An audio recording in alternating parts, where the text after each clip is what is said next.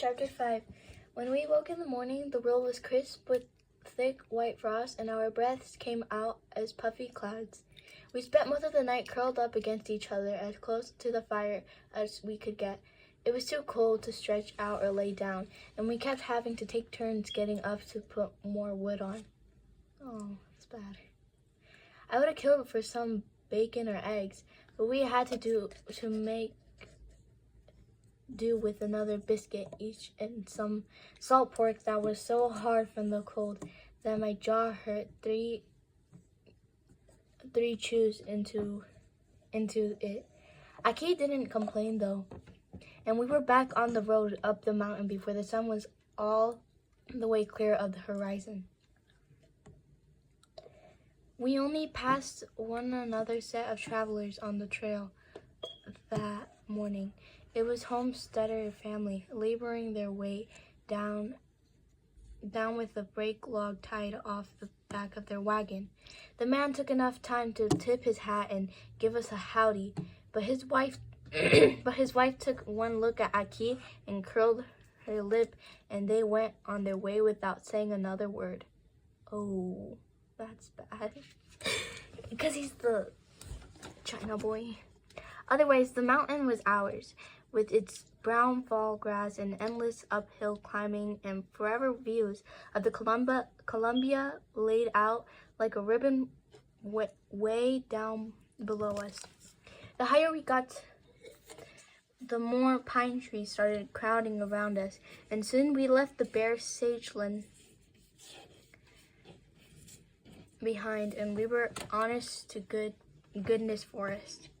Round about what felt like noon, I stopped at a level spot, my breath coming hard and my forehead sweating in spite of the chill in the air. Aki was panting too and looked just as ready to stop as I was. I dropped my satchel right in the dirt and stood there catching my breath. "Lunchtime, Aki?" I asked. He cocked his head at me. I brought pretend food to my mouth and did the article chewing. Understanding flashed on Aki's face. For the first time ever, I saw him truly smile, and he nodded eagerly. Your belly knows every language when it's hungry, and there's food to put in it, I suppose. I smiled too, then pointed with a thumb back behind me. I got a well relieved myself. Aki must have got the gist of what I said, because he just nodded and made his own way off into the brush in the other direction. Once off the road, I kept going farther for privacy's sake, through the bushes and bunches of grass that grew under the pines. All in the air was the crisp smell of fall blended with spine and sage. The sunlight was a flat pale yellow, not the sharp brightness of summer. It was a fine afternoon, really. I was finished with my business and buttoning up my breeches when I heard the first growl. I froze hands on my unbuckled belt. Whatever made that growl sounded close and big. All the peace I'd felt from the sunlight and sage and scenery dried up like nothing. Real slow like I turned my head toward the sound. Standing there, not more than 50 yards away, was the biggest bear I'd ever seen in all my days. It was standing just on the other side of a small draw, and it was looking right at me. I was glad I'd just done my business, or I reckon I'd ruin my pants right then and there. Oh, I'd ruin my pants right then and there. 'Cause, real quick, I think this book is like English folks, like not just like regular English folks, like the accent I'm speaking, like kind of like country-ish, no offense, something like that. But yeah, that's why. Just sorry, I just had to stop real quick. It weren't just its size that scared me, not its uncomfortable closeness to me, but its silver-tipped brown color and the hump on its back. "Grizzly," I whispered to myself as any angels close enough to hear and help. I heard that all the grizzlies had been hunted out of these hills. Excuse me. But evidence to the contrary was 50 yards away. Full of rippling muscle and teeth, there was at least one grizzly left in the colloquium, and I'd found him. The monstrous bear chose that moment to stand up, rising high on its back legs to get a better look at me. He was taller than a horse, easy. Heck, he looked taller than me sitting on a horse. If my pounding heart hadn't been stuck in my chest, I'm pretty sure it would have leaped right out and skidded away down the mountain. All I could think of was my papa's pistol, all the way back in my satchel on the road. The bear let out another growl that ended in something a lot more like a roar, then dropped to all fours and took a few running steps toward me, down the far slope of the little canyons between us. I took right off running, jangling belt and all, stumbling through the bush back toward Aki and a pistol that suddenly seemed terribly far away and awfully small. I could hear the bear crashing behind me down through the canyon and up the nearest side. It sure enough thundered, grunting and stomping and cracking branches like a train going through those trees. It sounded like a monster was on my tail and coming fast. I wanted to scream in terror, but my lungs were too busy sucking wind. Crack went a limb behind me. Then only steps later, another snap. And already the second sounded closer to me than the first. That grizzly was a ways back, but gaining fast. I came round the last bend and saw at last the road in front of me, and my satchel lying on it. Aki, I finally managed to scream. Run! My warning was cut off when I fell suddenly, smashing into the ground with a thud that chased the breath right out of my lungs. I tried to jump up, but my limbs wouldn't cooperate. I felt sharp talons scraping at my legs. The bear's got me! The thought stabbed into my heart like a black dagger, and I knew all was lost. I was gonna die there on that mountain, and I'd never see my sweet Sarah again. The grizzly had caught me and grabbed hold of my legs and was opening its terrible jaws to tear me into bloody pieces. I flopped over onto my back with my eyes squeezed shut against the horror and hollered out my dying scream. There was a split half breath of a moment, and then I realized I could still hear the bear roaring and riding toward me, closer, but not on me yet. I looked down and saw the reason for my falling. My unbuckled pants had come down around my ankles.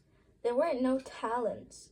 The brush and branches on the ground were scraping and poking at my exposed legs and rear end. Well, I mean, okay. I cursed, forgetting in my fear how my mama looked upon such language. I yanked my breeches up and stumbled to my feet and took off again, holding my pants up with one hand. That grizzly was close enough for me to hear each and every step it took behind me as I carried frantically through the trees toward my waiting pistol. I slipped in a mud patch and took one more tumble, but rolled to a stop right beside my satchel, my pants back down around my knees. Panting and bloody from my falls, I looked up and saw Aki come running out onto the road from the other side, his eyes wide at my fallen breeches, and his face full of questions. Bear, I said, pointing and jumping to my feet with satchel in hand. His eyes followed my pointing just as the grizzly came lumbering out of the trees 50 feet away. Aki's mouth dropped open and his eyes got even wider. Come on, I shouted, yanking my pants up and grabbing him by the shirt as I ran past, dragging him along toward a big, craggy boulder a little ways up the road. Behind us, a vicious growl came rumbling low out of the bear's throat. I looked back and saw it charging up the hill behind us. That beast was so big and burly, it looked like a raging, toothy stagecoach. But that bear was still scary. The boulder was taller than us and perfect for climbing, with cracks and ledges for fingers and toes. And Aki and I made short work of getting to the top. Just in time, too, when we scrambled up and jumped to our feet. The grizzly was right there, standing at the bottom, looking up at us with its head the size of a whole hog. He roared at a ferocious roar that hurt my ears and shook my heart, showing us his mouth full of deadly-looking teeth. We were far from being out of danger. The top of that boulder was flat enough but small, barely enough for the two of us to stand on. We had to cling on to each other to keep from falling off, and we weren't tall enough neither. If that bear got it in his mind to stand on his back legs and swing his huge paws, I was pretty sure he'd have no problem shredding our legs to bloody bits from the knees down. It was only a matter of time until Aki and I were lunch for a bear. I yanked the pistol out of my satchel. Its silver barrel flashed in the sunlight, like sure enough salivation. I knew a pistol wasn't likely to do much more to a grizzly than make it mad, but I didn't see no other options showing themselves.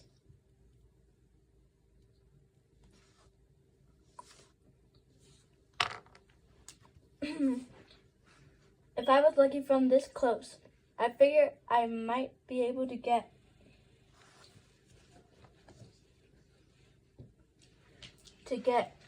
a bullet right into his eye. Damn, imagine that happened. I hope that would be enough to kill him, or at least hurt him enough to drive him away.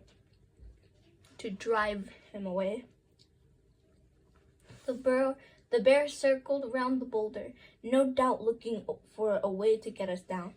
Aki and I spun together, keeping the bear in our sight. I checked the chamber to make sure the pistol was loaded. The brass ends of 6.45 caliber bullets gleamed up at me. Excuse me. My hands were shaking something fierce. I'd shot the pistol plenty, but only at rabbits and pheasant and the like. Never before had I faced anything like the 800 pounds of mean hungry that was prowling below me now.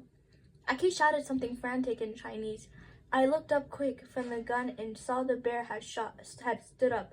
He snarled his lips and swiped with his knife blade claws at me.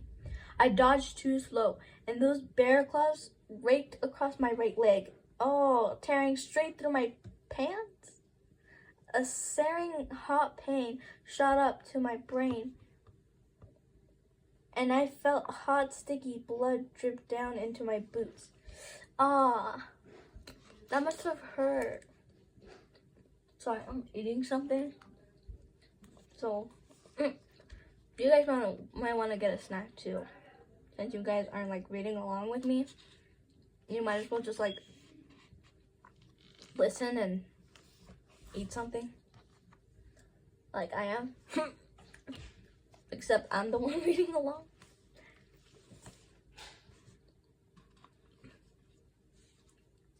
I cried out and almost lost my balance, but Aki tightened his grip on my body and kept me from toppling down into the bear's waiting maw.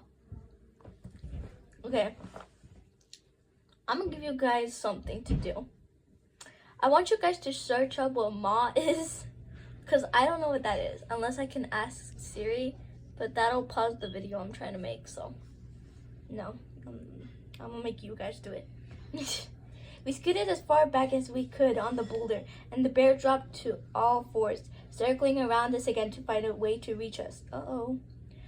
Our time on that rock, and our time on Earth, for that matter, was running out quick.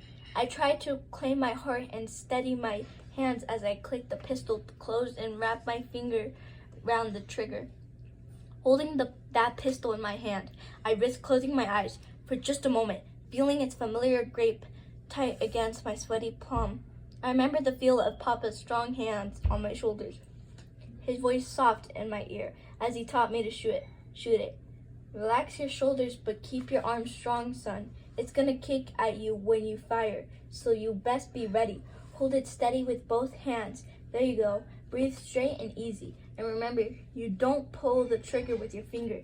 You let all your air out slow and soft, and then squeeze easy with your whole hand. Tell me when you're ready, son. Then go ahead and shoot. I felt a queer kind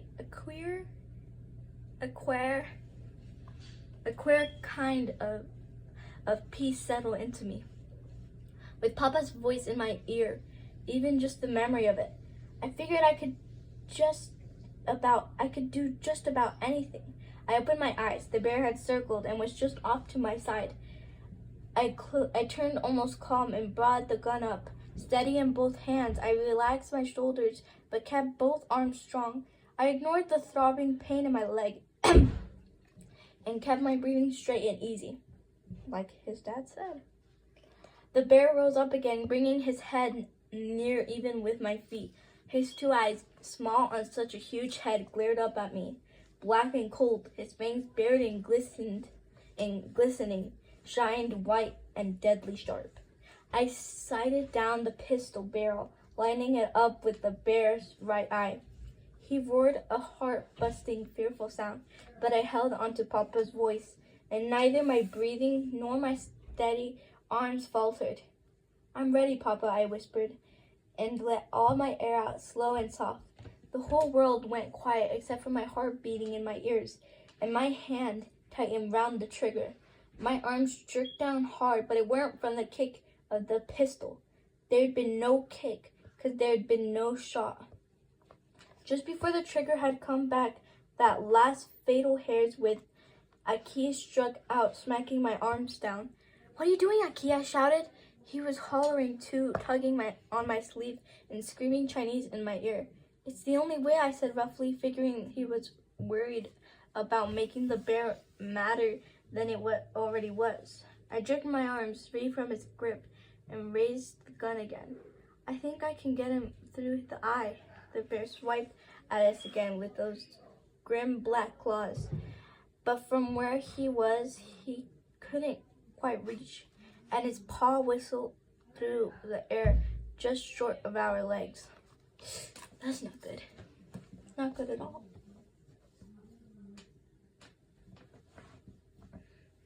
I squared the pistol sights once more on the grizzly's murderous eye. He was still yammering at me in Chinese, his voice high and frantic. I blocked the sound out of my mind and tried to find my Papa's voice again as I kept that pistol barrel steady on the bear's eye. Again, Aki swept my arms down, stopping my shot, and I turned toward him in anger till I saw that he was pointing at something down the road. At the edge of the trees, the bear had chased me out of moments before. There were two of them, grizzly cubs. They were standing up, looking our way, not much bigger than dogs. The grizzly at our heels weren't he at all. It was a mama.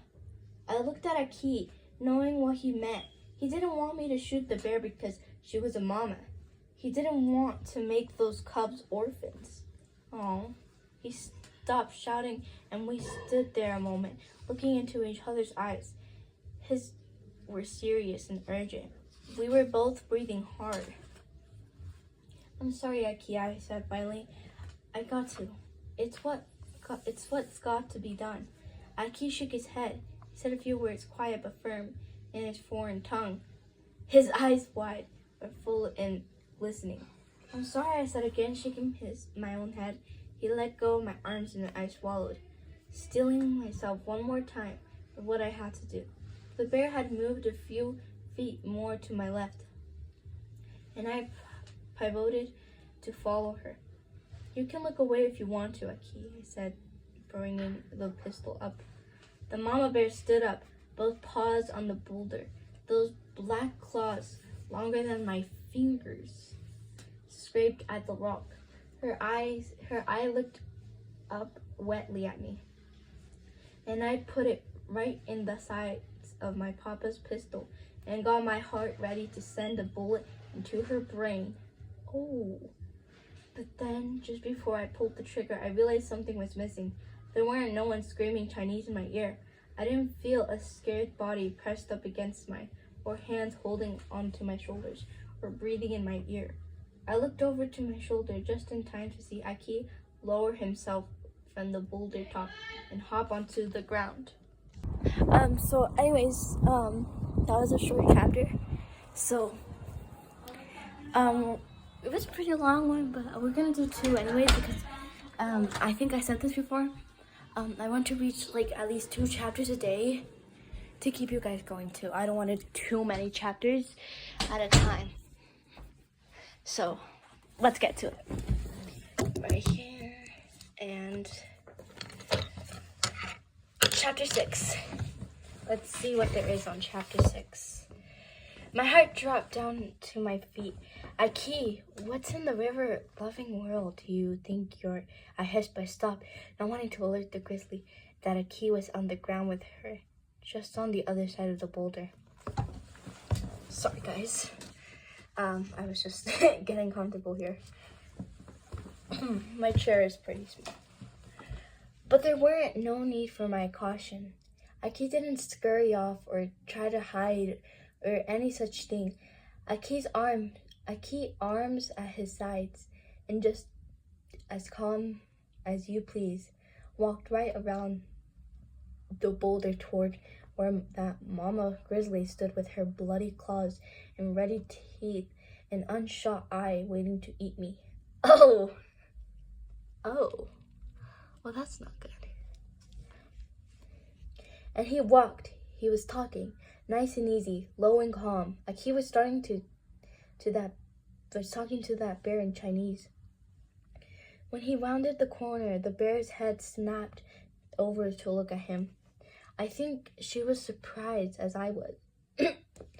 She dropped to all fours and took a fast, angry step toward him, a growl hard and hungry in her throat, where I guessed the sizeable chunk of Aki would soon be. But Aki just stopped where he was and kept on talking, his voice mellow like a crackling campfire, like a river telling stories. Like what he said in chapter 4, I think, when his mom said that every river tells a story. It was either chapter 4 or chapter 3, because it definitely wasn't chapter 5. And that grizzly stopped too, a few feet away from him, almost eye to eye with him, close enough, no doubt, to strike with those claws and bring his blood out. I stood on top of that boulder looking down on a mama grizzly and a Chinese orphan, a cooked pistol frozen in my hand. The bear roared, a full and meaty roar with plenty of fierceness and fury in it. But the roar seemed to end in a kind of question mark, and he stood where she was, and Aki kept talking. Then, as he talked, Aki reached with one hand into his shirt and pulled something out. I squinted to see. It was the carving, that little black bird. He held that stone out to the grizzly and told her all about it, and she stood there, listening, sniffing at the wind and looking at the plum crazy boy in front of her. Why'd you have to describe it like that? I don't know if I breathed or swallowed her 2 whole minutes, or for however long it took for Aki to tell his story to that angry mama grizzly. But then, when he was done, he bowed to her, stiff and quick, and then walked across the road, a bit away from her babies. He climbed a few steps up the bank on the side of the road and sat down, then put his hands on his knees and looked at the bear. I doubt whether anyone had ever stood before that big old grizzly and talked to her. but I sure reckon no one ever stood in front of her and talked to her in Chinese. I don't know what that bear was thinking or what she was feeling, but she stood there at a key for a minute. Then she looked back up at me on the boulder, standing there stupidly and still pointing a gun at her. Then she grunted and growled kinda to herself, and she walked down the road and back to her waiting cubs. They scampered forward to meet her, and together the three of them walked off into the trees. Well, we have to stop there. Okay, let's just say this Chinese boy literally just did something crazy. I thought this Chinese boy was like a good boy that would never really do anything as crazy as that. But he's too good that he literally like, what? Even I'm like concerned, confused, like not anxious, that definitely not. But like, he's so crazy. Aki is just like, you know, like, that's so crazy. Aki is one of my favorite characters in here now. And kind of the bishop, even though he stole the horse. The bishop's still cool. Let's just put that right there, and let's get going. I stood there for a second, catching my breath and collecting my wits. Then I finally lowered the gun and uncooked the hammer. I looked over at Aki. He looked up at me, his face expressionless. That was the dumbest thing I have ever seen somebody do, I said in wonder. And it was the bravest too, a Chinese boy thousands of miles from home, talking face to face with a mama grizzly to keep her cubs from becoming orphans. I think my mama would have liked you, Aki, I said. He said a few words back to me in Chinese. I cocked my head at him. He smiled, the biggest smile I'd seen crack his face, and pointed up at me, but a bit lower than my face. I looked down. In all the excitement, I lost track of my breeches. They'd fallen down again around my ankles. My drawers, too. I was standing there on top of a rock for all the world to see, with a pistol in my hand. Naked as the day I was born from the waist down. A cool draft blew through my legs. Ew! Ew! I heard Aki laugh for the first time as my face turned redder than a turkey's waddle, and I rushed to yank up my pants. This is hilarious now. Most emotional and hilarious chapter. This is one of my favorite chapters now. My favorite chapter? My favorite chapter. We camped that night just over the top of Colacum Pass. It was a fire feeling when we got to the top of our last uphill climb and saw the road heading down in front of us, rolling around bends into the great spread out valley below us. There were a lot more trees on this side of the mountains, and I could only see the road here and there through the timber until it disappeared. Somewhere where there was the town of Ellensburg, where I hoped Ezra Bishop was gonna hold for a while so I could catch him. I scanned the frosted hills below hungrily, hoping just maybe to see in the distance a man on a horse heading a string of ponies that included a beautiful red and white paint with a notched ear. Everything was still, though, and quiet, and the whole landscape was falling into shadow as the gun got ready. The gun.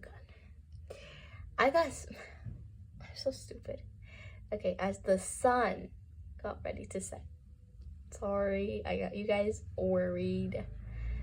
My Sarah was nowhere to be seen. Part of me wanted to holler her name with all the air in my lungs and let it echo down to wherever she was. I just knew that if she heard me call, she'd break any rope and brave a whip to get to me.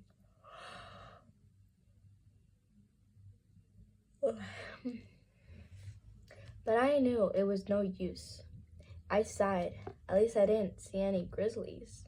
I turned to Aki as he stepped up to where I was. That's it, I said, sweeping my arms at the view before us. And no more up. He leaned down with no more up.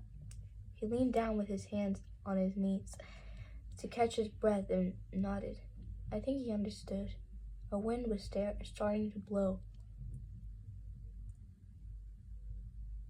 and it was sure enough cold, pushing right through the threads of my clothes and bringing goose flesh out all over my body. We found a spot between two big boulders for camp. There weren't much talking this time, but right from the start we sat up against each other, both happy for the warmth of the other. The grizzly had left 4 deep raw cuts in my leg that throbbed with a constant pain. I washed my leg off as best I could with water from our canteen, but I didn't have no bandages or even cloth to wrap it with.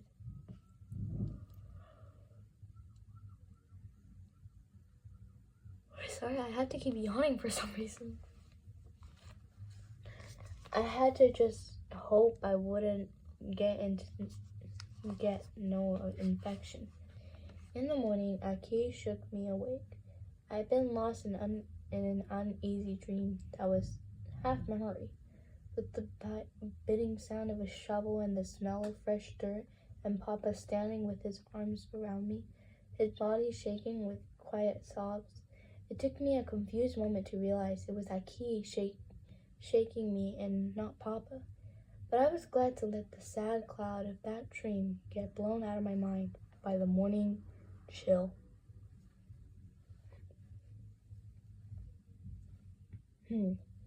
His voice was half whisper, half shout, and sounded more excited than scared.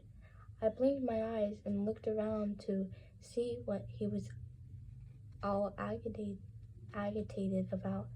Snow all around us, covering the rocks and the trees and the brush.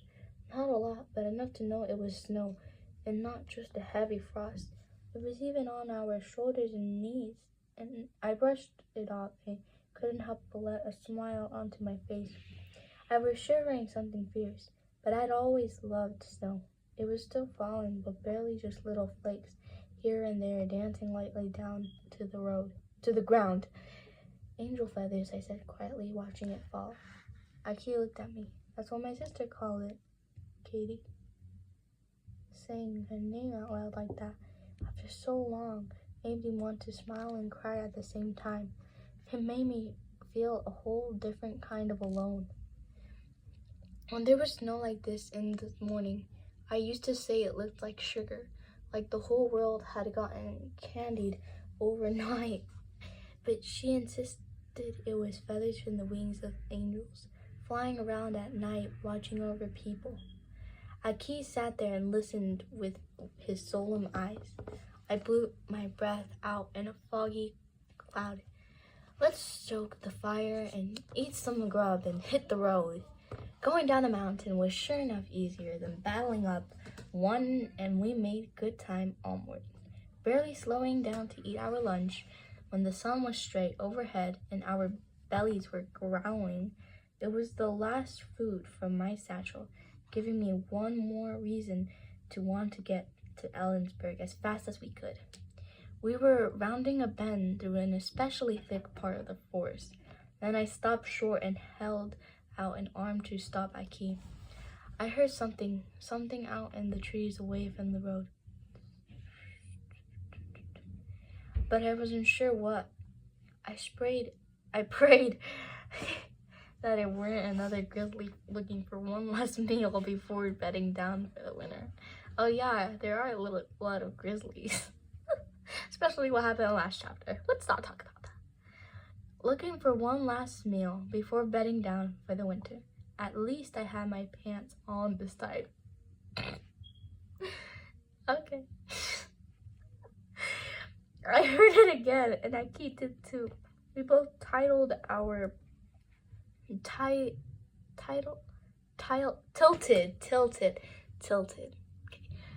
We both tilted our heads in the same direction. The trees were so thick and close together that the road was almost dark. There it was again, and now I was sure it was a voice. It sounded round about 50 feet off the trail, out of sight through the underbrush. There were a few more low words, and I realized it was a boy's voice, and he sounded like he was in distress. I noticed something else too. I was pretty sure he weren't speaking English, and that he weren't speaking Chinese either. What was he speaking? Oh my gosh. I walked off the road a few feet, keeping my ears sharp and my feet quiet. I could feel like Key following behind. A calm in the breeze brought the tree rustling into a quiet, and I heard a whole sentence clear as day. It was definitely a boy's voice, and he sounded hurt. I hesitated, walking into what could be danger. Ain't never the smartest idea, and I had a horse to catch, but I knew Mama and Papa would never abide walking by when another soul needed help. Then I heard another voice. It was the girl's and younger. She sounded little, and she sounded afraid. I didn't wait, but charged straight off through the woods, down the voices. I pushed through brush and ducked under branches, and then came out into a little clear spot. As I broke through the last branches, the voice stopped. I tumbled to a halt. As I crashed up behind me, my eyes took in the scene before me. It was Indians. How did I guess? I actually thought it was Indian, okay? I don't think I said it, but like, if you guys don't believe me, that's okay too. But like, I actually thought it was Indians. Just like one Indian though. I didn't think there was two Indians. Two of them. A boy older and taller than me, his bare arms taut with muscles, and a girl 5 or 6 years old with her arms around him and a terrified look on her face. The boy's eyes narrowed. He bared his teeth like a wolf and snarled a word low and mean in his native tongue. A shaft of sunlight through the treetops gleamed on the long knife blade held in his hand, and he ducked into a crouch and lunged toward me. Oh my gosh.